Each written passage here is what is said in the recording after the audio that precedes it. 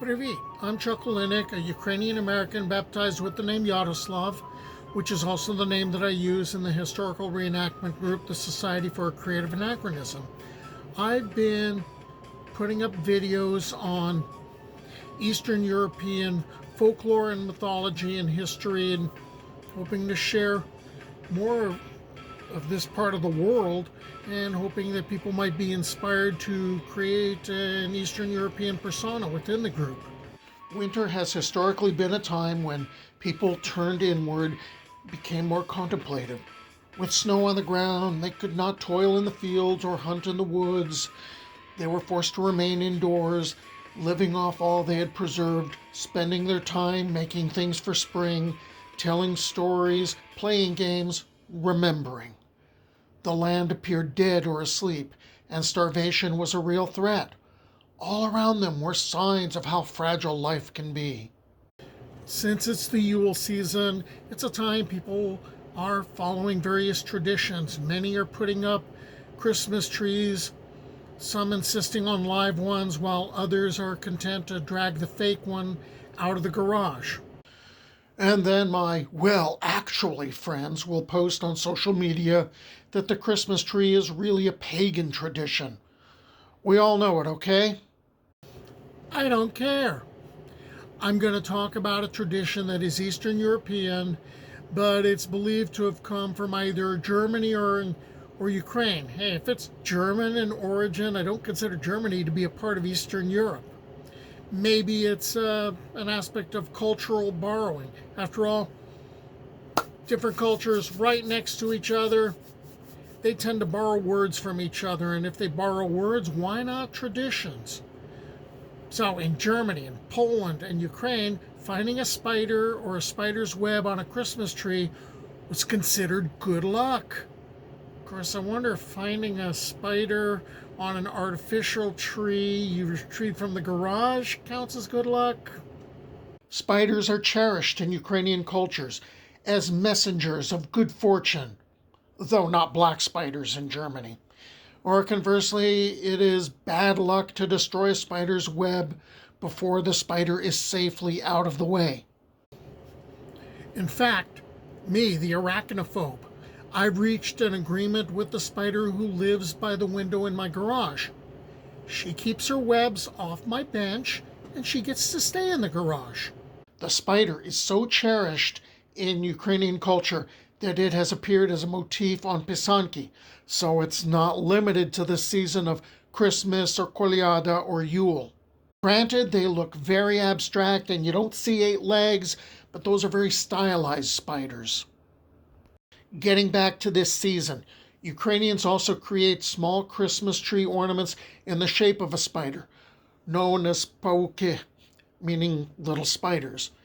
Usually made of paper and wire now, but originally made of straw, I would guess, based upon another spider-related Christmas ornament made of straw. But more on that later. They also decorate Christmas trees with artificial spider webs. The tradition of using tinsel is also said to be because of this story which I'm about to tell you. There's an older decoration. It involves the creation of elaborate straw ornaments that hang from the ceiling like a chandelier. And it's like a beautiful abstraction of a spider's web using the material straw that forms many other decorative and ritual purposes in the Ukrainian home, and is symbolic of a country renowned for its agricultural heritage as the breadbasket of Europe. The pavuk, spider, is a mobile that would also be crafted from straw. It would be hung in the home for the winter season. Out of the chaos of these random pieces of harvest straw, they would cut and craft diamond shapes strung together to make a delicate hanging mobile. That's why I think the spider webs and also the spiders were originally made of straw. Some say the pavuk comes from patterns like a spider web. Others saw that the hanging mobiles themselves are like giant spiders. The pavuk would absorb the negative energies and then get burned on the Feast of the Epiphany. Some believed that they should be left hanging in the home to attract good luck for the family. Some moved it to the barn to bring fortune and health to the animals. Either way, the pavuk reminded the family of the bounty of the harvest through the winter days. Now to the tale of the Christmas spider. There was a poor but hard-working widow who once lived in a dirt-floored hut with her children. Her husband had gone off to war because the prince wished it so, and to make war upon his brothers. But the husband failed to return, leaving his widow to do all the work to feed and care for the children. So one summer day, a pine cone fell on the earthen floor of the hut and took root. The widow's children cared for the tree, excited at the prospect of having a Christmas tree by winter. The tree grew, but when Christmas Eve arrived, they could not afford to decorate it with naught but buttons and a few ribbons. The children sadly went to bed and fell asleep. Early the next morning, they woke up and saw the tree covered with cobwebs.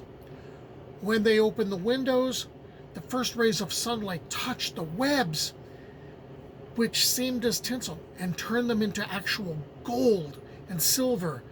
The widow and her children were overjoyed, and from that day forward, they never wanted for wealth. So, the Christmas spider story. So I hope you subscribe to the channel. I hope you keep watching. Till the next time, do побачення.